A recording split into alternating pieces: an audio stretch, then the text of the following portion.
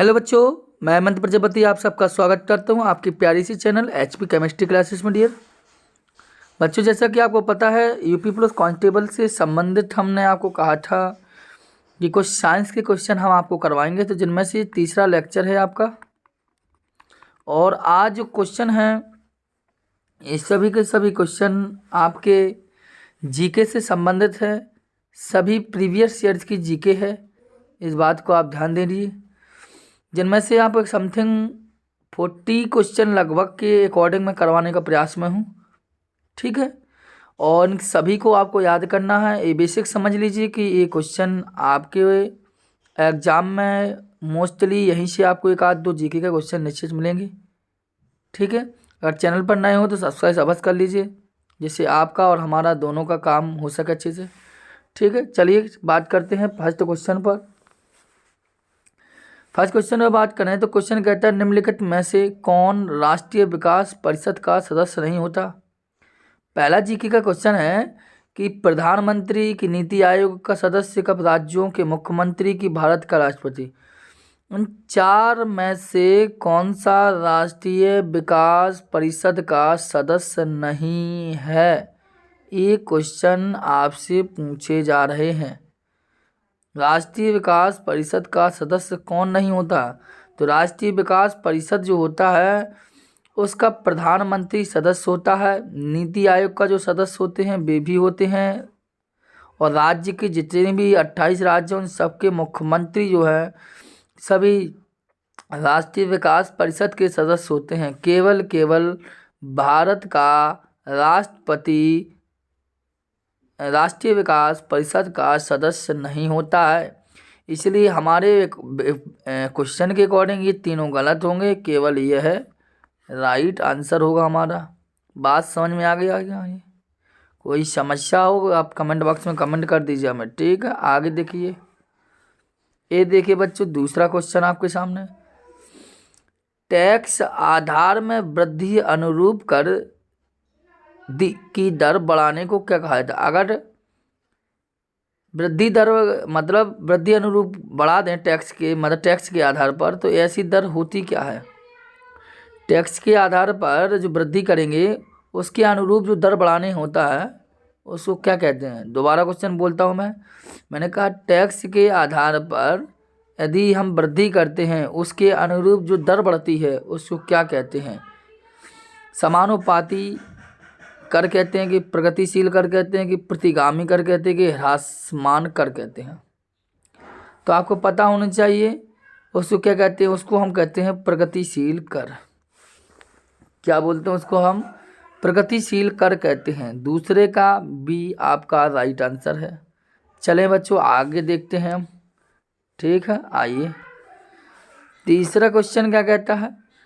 तीसरा क्वेश्चन कहता है कि याहू, गूगल और एमएसएन क्या हैं ये। क्योंकि आज की ये जो क्वेश्चन है ये आपके एक प्रकार के जीके के क्वेश्चन है। इसमें कुछ कंप्यूटर के क्वेश्चन होंगे, कुछ साइंस के क्वेश्चन होंगे, इसे तमाम क्वेश्चन आपके होंगे, ठीक है। तो याहू, गूगल और एमएसएन हैं क्या हैं ये। इंटरनेट साइट्स हैं कि कंप्यूटर ब्रांड हैं कि ब्राउजर्स हैं कि इंटरनेट सर्विस प्रोवाइडर्स हैं। मतलब ये क्या हैं, याहू और गूगल वगैरह हैं क्या। तो आपको पता होना चाहिए ये कंप्यूटर के ब्रांड नहीं है अकेले कहते हैं, ना इनको हम ब्राउज़र कहते हैं, इंटरनेट सर्विस प्रोवाइड नहीं करते हैं। ये इंटरनेट की साइट हैं जिनमें हम कोई भी ये याहू में या गूगल में या एमएनएस में हम किसी चीज़ को खोजते हैं। ये आपकी क्या है, इंटरनेट की साइट्स हैं। बात समझ में आ रही तरी, ठीक है। कोई समस्या हो तो बता देना। आगे चलते हैं, 3 नंबर हो गया, तीसरा नंबर क्वेश्चन हो गया। कोई समस्या है बताइए। चलिए आगे देख रहे हैं हम। 4th नंबर क्वेश्चन देख लीजिए आप। 4th नंबर क्वेश्चन में डियर देखें तो क्वेश्चन कहता है जो ट्रांसफार्मर है इसमें ट्रांसफार्मर्स प्रयुक्त होते हैं। ट्रांसफार्मर किसके लिए प्रयुक्त होते हैं, एक क्वेश्चन ने पूछा। एसी को डीसी में बदलें इसलिए ट्रांसफार्मर प्रयोग करते हैं, ठीक।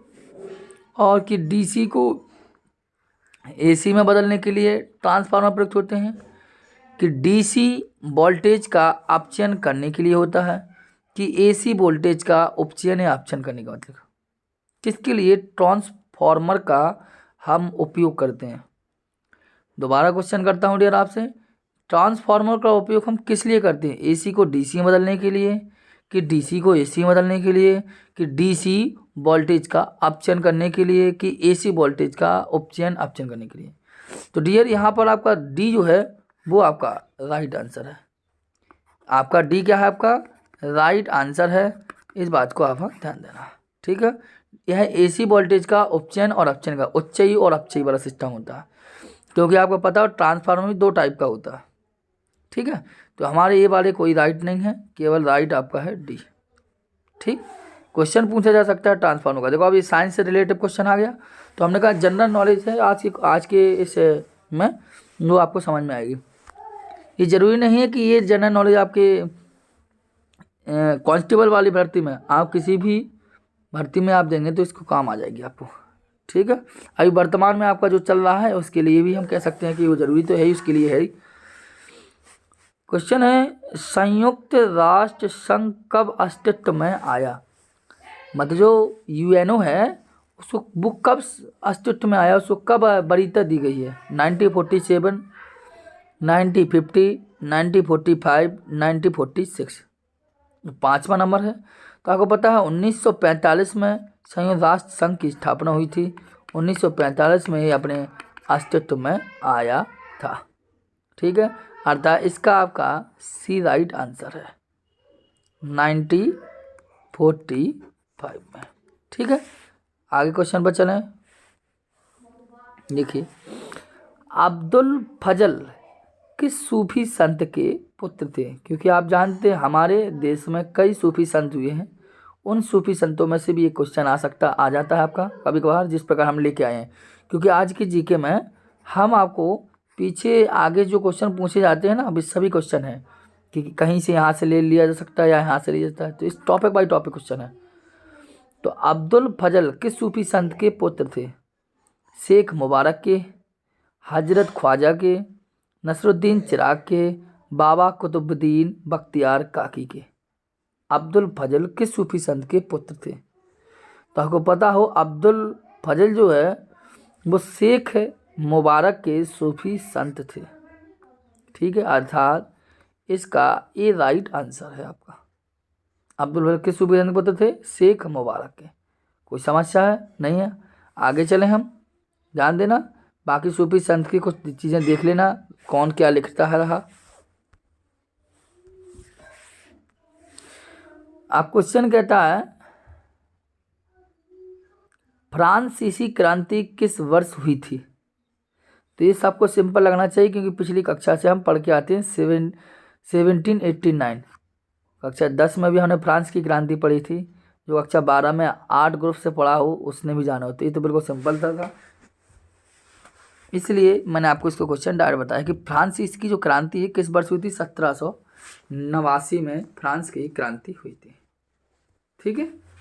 कोई दिक्कत नहीं होनी चाहिए यहाँ पर, जो सरल क्वेश्चन है उनको थोड़ा टाइम वेस्ट करें। आइए, वंदे मातरम गीत किस पुस्तक से लिया गया। ऐसे जो वंदे मातरम है, वंदे मातरम जो गीत है किस पुस्तक से लिया गया, गीतांजलि से लिया गया है कि आनंद मठ से लिया गया है कि इंडियन पीपल से लिया गया कि poverty and unBritish rule in India. Vande Mataram किस पुस्तक से लिया गया है, आनंद मठ से लिया गया। किससे लिया गया, आनंद मठ से, ठीक है। ये सब जानते हैं, विद्यालय वगैरह में सुने होंगे। आइए क्वेश्चन ले, जीका वायरस, जो जीका वायरस है, जीका वायरस का वाहक कौन सा मच्छर है। जो जीका वायरस है वह कौन सा मच्छर है इसका वाहक, क्यूलैक्स है कि एडेस है कि एनाफ्लिस है कि क्यूलिसिटा है। समय वेस्ट नहीं करना चाहती, चलिए लेता हूँ। जीका वायरस कौन सा मच्छर इसका वाहक है, अब आप बताइए। तो इस जीका वायरस जो है वो एडिस का है। किसका है, एडिस का।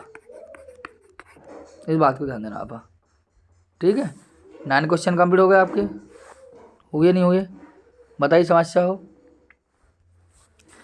आइए 10वां क्वेश्चन लेते हैं। भूतापीय ऊर्जा का अधिकतम उपयोग कहाँ होता है? जो भूतापीय ऊर्जा है, भूतापीय ऊर्जा का ऐसी ऊर्जा मतलब भूमि वाली ऊर्जा एनर्जी का अधिकतम उपयोग कहाँ होता है? भूतापीय ऊर्जा का अधिकतम उपयोग कहाँ होता है? आइसलैंड में, आइसलैंड में होता है कि न्यूजीलैंड में होता है कि रूस में होता है कि जापान में होता है? भूतापीय ऊर्जा का अधिकतम उपयोग कहाँ होता है? तो आपको बता दें भूतापीय ऊर्जा का उपयोग आइसलैंड में सबसे अधिक होता है।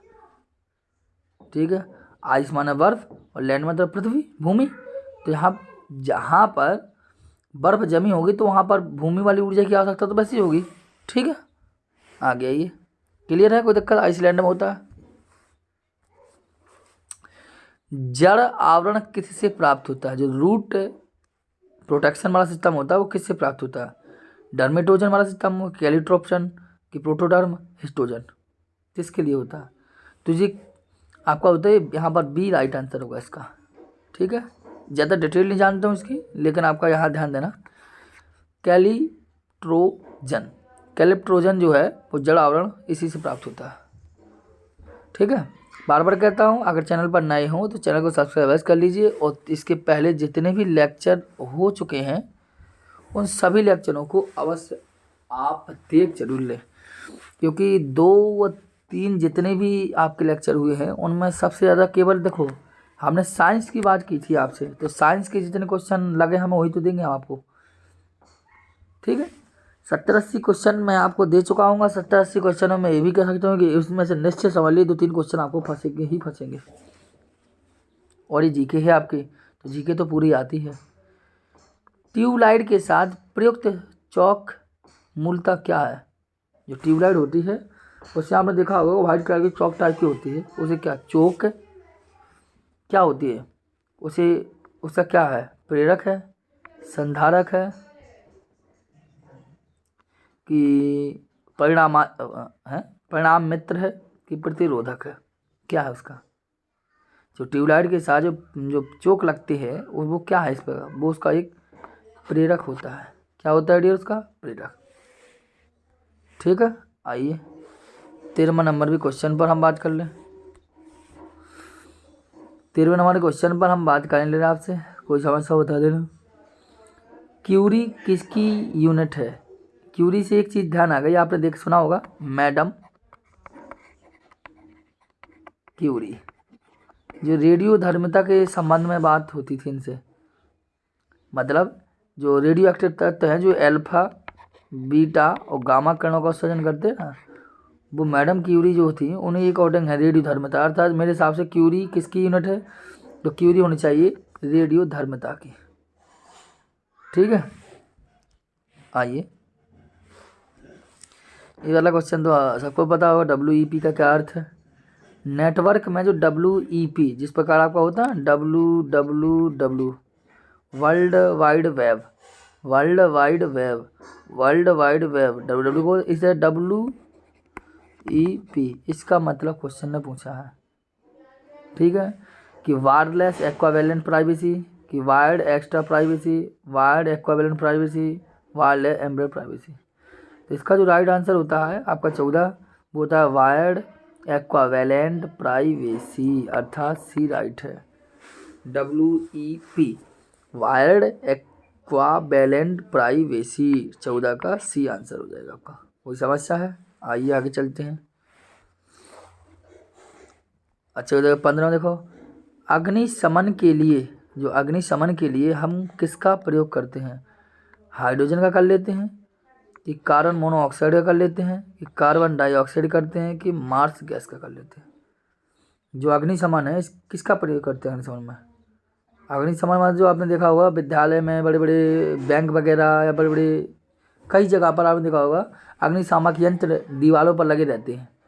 तो उसके में अग्निशमन में हम किसका प्रयोग करते हैं? मतलब वो अग्निशामक यंत्र में क्या, तो हमें ध्यान रखना उसमें हम CO2 का प्रयोग करते हैं, कि CO2 का प्रयोग अग्निशामक यंत्रों में अग्निशमन में करते हैं हम।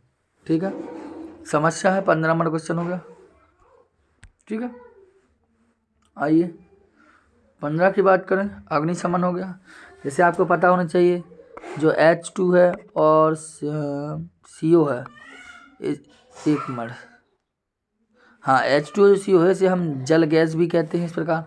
ठीक है, आइए यहाँ लिखा थोरियम का सबसे बड़ा भंडार कहाँ प्राप्त होता है हमें। जो थोरियम है, थोरियम बोले तो TH, ये कहलाता है थोरियम, इसका प्रतीक होता है। इसका सबसे ज़्यादा भंडार है वो कहाँ प्राप्त होता है, चीन में प्राप्त होगा कि USA अर्थात अमेरिका में, ये अपना भारत देश महान, इसके आगे कोई है ही नहीं, और यही राइट आंसर है। थोरियम का सबसे बड़ा भंडार ना तो चीन में मिलता है, ना USA मिलता है, ना फ्रांस में मिलता है। सबसे अधिक थोरियम अपने प्यारे से भारत इंडिया में प्राप्त होता है, भारत में मिलता है। ठीक है, इसे कई भंडार प्राप्त हुए हैं हमारे पास। ठीक है, तो 16 का क्या है, सी। ध्यान देना, अपना भारत महान। आइए अगले क्वेश्चन की बात करें 70 नंबर के। शिव कुमार शर्मा किसकी प्रसिद्ध वादक हैं। मतलब जो शिव कुमार शर्मा जी हैं वो क्या सबसे अच्छा बजा लेते हैं, वो किसके लिए प्रसिद्ध हैं, सितार के लिए हैं कि बांसुरी के लिए हैं कि संतूर के लिए हैं कि तबला के लिए, किसके लिए सबसे ज़्यादा प्रसिद्ध हैं वो। तो आपको पता होना चाहिए संतूर के लिए वो सबसे ज़्यादा फेमस माने जाते हैं, उनकी फेमस गिरी या प्रसिद्धि जो है वो संतूर के लिए है, शिव कुमार शर्मा। ठीक है, यहाँ का क्या राइट आंसर है आपका, सी होगा। आइए 17 कम्प्लीट हो गया। अर्थव्यवस्था में असली मुद्रा मूलधन के कारण बढ़ जाती है। जो इकोनॉमी होती है हमारी, अगर मुद्रा में मूलधन के कारण बढ़ती है, बढ़ जाती है, कीमतों में कमी कर दूँ तब बढ़ जाएगी, कि ब्याज दरों में कमी कर दूँ तो बढ़ जाएगी, कीमतों में वृद्धि कर दूँ तो बढ़ जाएगी, कि ब्याज दरों में वृद्धि कर दूँ तो बढ़ जाएगी। तो किस कारण बढ़ाई जाती है, तो ब्याज की यदि दरें कम कर दी जाए तो मूलधन के कारण, मुद्रा मूलधन के कारण अर्थव्यवस्था क्या हो जाती है, बढ़ जाती है। ठीक है, आपका 18B का राइट आंसर है। कोई समस्या इसको देना। आइए 19 नंबर क्वेश्चन। टेलीफोन एक्सचेंज का खालिस्तान द्वारा आविष्कार किया गया। मतलब जो टेलीफोन एक्सचेंज है किसके द्वारा आविष्कार किया गया है, तिवादार पुरस्कार, जोसेफ प्रिस्टली के द्वारा, पिट्रेव जियोनारू, जेम्स लियोनार्ड प्लिम्पटन के द्वारा, किसके द्वारा किया गया है। तो आपका पहला यहाँ राइट आंसर होगा। ठीक है, आपके 19 क्वेश्चन यहाँ पर कंप्लीट हो रहे हैं डियर, और ये आपका हुआ 20। और आप देखिए 20 नंबर आपके विटामिन से लिया गया है। और आपको पता हो विटामिन जो वर्ड है वो सबसे पहले फुंक ने दिया था। उन्होंने बताया था विटामिन 2 टाइप का होता है, एक जल में घुलनशील और एक वसा में। इस बात को आप अच्छे जानते हैं। ठीक है, तो आप देखिए स्कर्वी जो जिसे बोलते हैं मसूड़ों से खून आना, किस विटामिन के कारण होता है। तो भैया ये तो सब कुछ है, स्कर्वी रोग आपके विटामिन C के कारण होता है। इसके लिए व्यक्ति को नींबू वगैरह या संतरा या मौसमी खट्टे फल का उपयोग करना चाहिए यदि स्कर्वी जैसे रोग से यदि कोई व्यक्ति पीड़ित है। ठीक है, आइए स्कर्वी रोग के लिए विटामिन C ही उपयोग होता है। उसके लिए विटामिन C के लिए नींबू, संतरा, मौसमी सब्जी जो हरी सब्जी उनको उपयोग करना चाहिए, खट्टे फलों का उपयोग करना चाहिए। तो उससे क्या होगा, विटामिन C, उससे क्या होगा, विटामिन C उसकी दिक्कत नहीं होगी। गुटनिरपेक्ष आंदोलन का 17वां शिखर सम्मेलन कहाँ आयोजित किया गया था। जो गुटनिरपेक्ष है और गुटनिरपेक्ष आंदोलन का 17वां शिखर सम्मेलन कहाँ आयोजित किया गया था? नई दिल्ली अर्थात भारत में, Belgrade Yugoslavia, Porlamar Venezuela, Tehran Iran. कहाँ पर गुटनिरपेक्ष आंदोलन के 17वें शिखर सम्मेलन का आयोजन किया गया था? ठीक है, आप इस पर विचार कीजिए, क्या यहाँ पर राइट आंसर होगा? तो आपको पता है वेनेजुएला में 17वें शिखर सम्मेलन का आयोजन किया गया था। जो गुटनिरपेक्ष आंदोलन चल रहा था उसके 17वें शिखर सम्मेलन का आयोजन वेनेजुएला में किया गया था। ठीक है, 18वें नंबर का क्वेश्चन देखिए, इसे बोलते हैं झींगा खालिस्तान एक्स प्रजाति के अंदर, मतलब झींगा किस प्रजाति के अंतर्गत आता है? तो आपको बता दें झींगा ऑर्थोपोडा प्रजाति के अंतर्गत आते हैं। ऑर्थोपोडा सभी कीट के अकॉर्डिंग, मतलब जितने भी छोटे छोटे कीड़ा मकोड़े टाइप के होते हैं सब के सब ऑर्थो, जैसे बिच्छू हुआ, इन सब के। ठीक है, तो ऑर्थोपोडा प्राणी, मतलब ये समझ लीजिए सबसे बड़ा जगत माना जाता है, सबसे ज़्यादा जीव इसी के अंतर्गत आते हैं। कौन सा पदार्थ मिलाने से कांच को हरा रंग मिलता है? अगर कांच में हम ऐसा, इनमें से कौन सी चीज़ मिला दें, जैसे कैल्शियम ऑक्साइड जिसे हम बोलते हैं CaO, की आयरन ऑक्साइड अर्थात FeO, हमने Fe2O3 भी हो जाता है आयरन का ऑक्साइड। ठीक है, Fe2O3 लिखना, Fe2 लिख रही, chromium oxide Cr2O3, magnesium oxide Mn2O7O4 का ही होता है इसका। तो ठीक है, तो मतलब हम कैल्शियम ऑक्साइड मिला दें कि कांच हरा हो जाए, कि आयरन मिला दें कि कांच हरा हो जाए, कि क्रोमियम का ऑक्साइड मिला दें तो हरा हो जाए, कि मैग्नीशियम का मिला दें तो हरा हो जाए, मतलब हरा किस कारण हो जाएगा, ये क्वेश्चन ने पूछा है।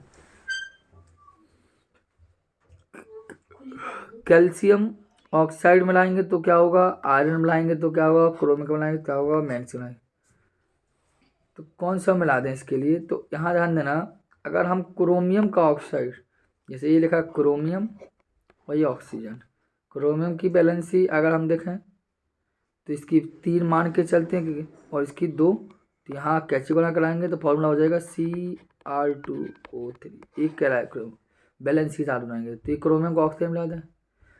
अगर क्रोमियम का ऑक्साइड मिला दें तो कांच क्या हो जाता है, हरा हो जाता है। ठीक है, इस बात ध्यान देना। साइंस का क्वेश्चन था ये 24 का। एलोरा की गुफाएं खालिस्तान में है, मतलब एलोरा की गुफाएं कहाँ हैं, ये सब बच्चा जानता होगा। ये कर्नाटक में नहीं है, ना मध्य प्रदेश में, महाराष्ट्र में है एलोरा की गुफाएं। और एलोरा की गुफाएं, अजंता की गुफाएं, आप सब जानते हैं, इसे क्वेश्चन बनते चले आ रहे हैं। ठीक है, तो एलोरा की गुफाएं कहाँ हैं, महाराष्ट्र में। आइए अगला क्वेश्चन देखा। ठीक है, बांग्लादेश बांग्लादेश का जन्म कब हुआ था? आपको पता है जब 1947 में इंडिया क्या हुआ था, स्वतंत्र हुआ था भारत, तो उस स्थिति में इंडिया के 2 टुकड़े हो चुके थे, पाकिस्तान और भारत बना था। तो इस स्थिति में आपको पता है पाकिस्तान को इंडिया जो अपना था, जैसे आपका ये सपोज दैट आप जानते हैं, इस प्रकार जो इंडिया था, और इस प्रकार यहाँ भी पाकिस्तान था और एक पाकिस्तान का टुकड़ा यहाँ भी दिया था, लेकिन यहाँ वाला जो भाग था वो बांग्लादेश बाद में हो गया। ठीक है, तो इसी जो भाग इस तरफ है, उस बांग्लादेश का जन्म कब हुआ था? 1971 में बना वो बांग्लादेश, जो पाकिस्तान था पूर्वी पाकिस्तान, वो पाकिस्तान 1971 में बांग्लादेश के रूप में आया, कि 72 में, कि 73 कि 70 में। ठीक है, तो आपको पता हो 1971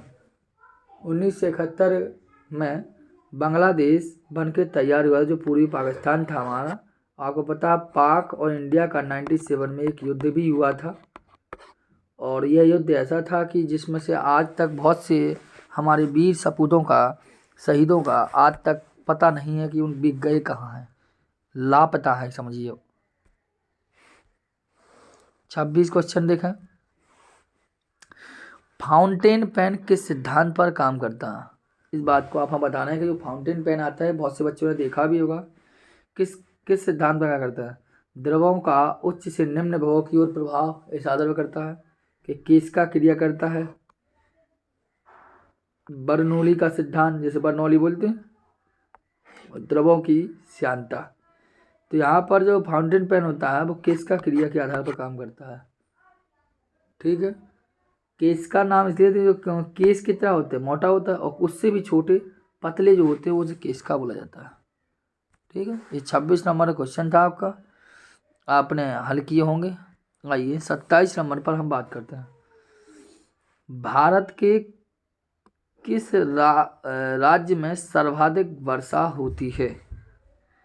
मेघालय में होगी सबसे ज़्यादा वर्षा, कि राजस्थान में? भाई राजस्थान तो कभी सूखा, कि उत्तराखंड की केरल में सर्वाधिक वर्षा? आप खुद जानते हैं, इसका मैं बताऊं ना बताऊं, हर बच्चे मेघालय लगाएगा यहाँ पर। डियर, आज आपको पता हो कि 28 जनवरी हो चुकी है। इसके पहले आप सभी ने रिपब्लिक डे मनाया है, और बड़ी मुश्किलों से हमें ये गणतंत्र दिवस मिला है। कई शहीदों की मेहनतों से, कार्य करने से आज हम यहाँ इस मुकाम पर पहुँच गए हैं। ठीक है, तो देखिए भारत सरकार क्या करती है या क्या नहीं करती है ये हर बच्चा जानता है। भारत में सबसे ज़्यादा करप्शन है, हर विभाग से लेकर छोटे से विभाग लेकर। इसको कैसे ख़त्म किया जाए? इसको ख़त्म करने के लिए चाहे कोई भी सरकार आए, चाहे कितने ही नियम लागू कर दे, कभी कुछ नहीं होने वाला।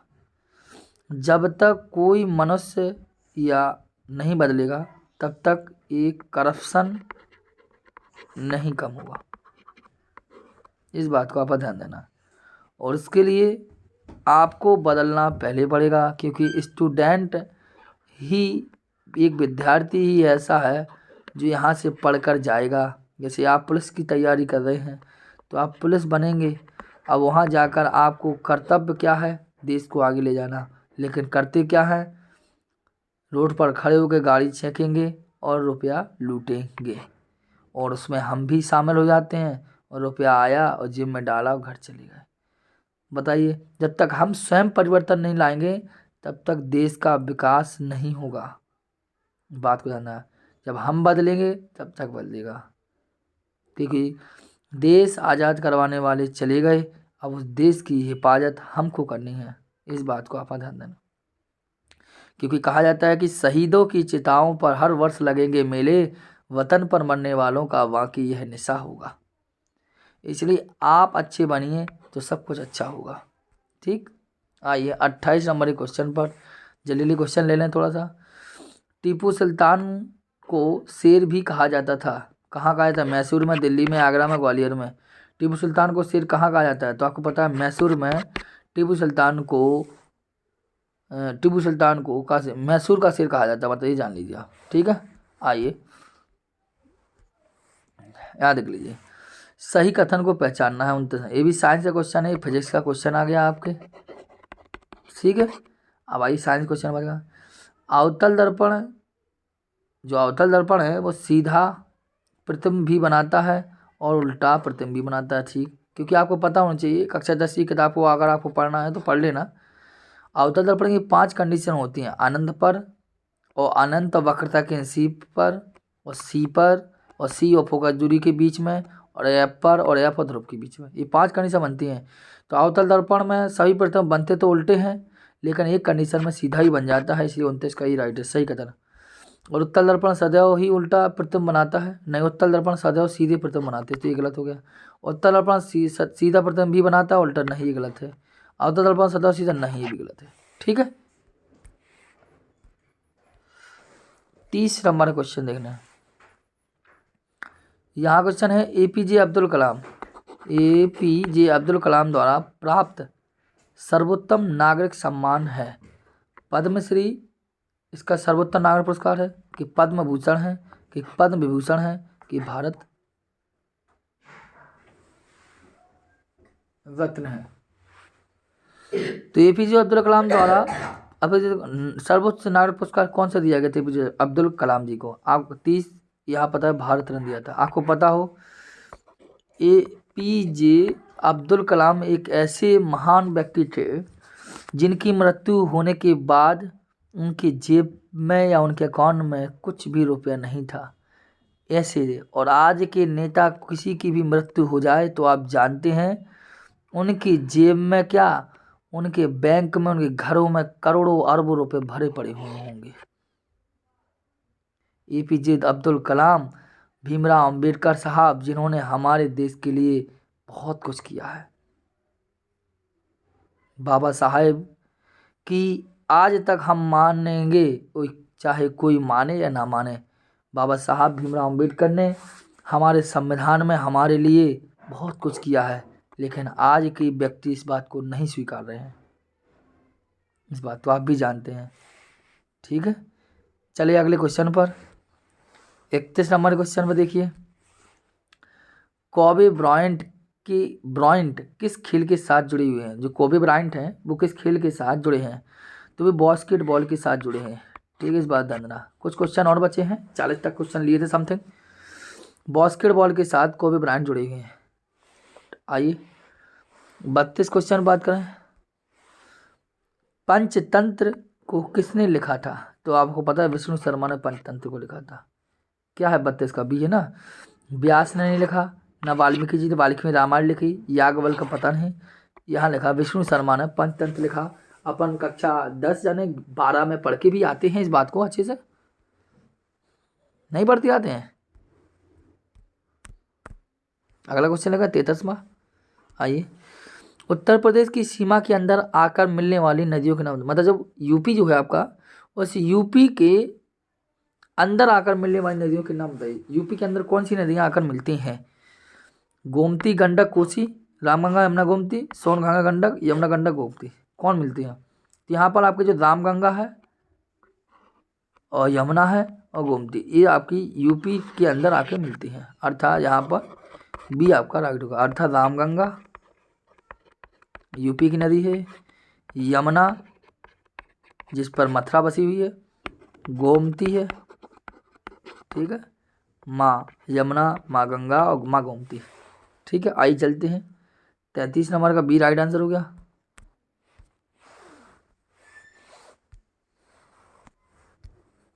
आइए 34 नंबर चले। केंद्र द्वारा किस नदी को राष्ट्रीय नदी घोषित किया गया? मतलब ऐसे में से गंगा को राष्ट्रीय नदी बोलते हैं कि गोदावरी को बोलते हैं कि कृष्णा को बोलते हैं कि नर्मदा को बोलते हैं? आप बताइए। तो आपको पता है गंगा को ही हम वो राष्ट्रीय नेशनल हमारी नदी है, यहाँ पर रिवर है, गंगा को राष्ट्रीय नदी कहा जाता है। ठीक है, 35 का, गंडक नदी का संगम स्थल निम्नलिखित में से कौन सा है? गंडक नदी का जो संगम स्थल है वो कौन सा है? गंगोत्री है कि कन्नौज है कि कैथी है कि हाजीपुर है? आप बताइए।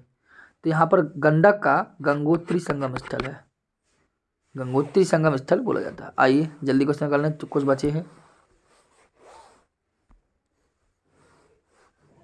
ठीक है, आइए चलिए भाई अलग लिए। रुकुमकोट के निकट से निम्न में से कौन सी नदी निकलती है? चंबल निकलती है कि बेतवा निकलती है कि सिंध निकलती है, ताप्ती? आपको पता है बेतवा तो आपकी झांसी की भी है नहीं है? यहाँ से राप्ती निकलती है। क्या होती है? राप्ती। 36 का डी राइट आंसर। आइए, उत्तर प्रदेश का प्रथम मुक्त विश्वविद्यालय ओपन यूनिवर्सिटी कौन सी है? उत्तर प्रदेश का प्रथम फर्स्ट ओपन यूनिवर्सिटी कहाँ स्थित है यूपी में?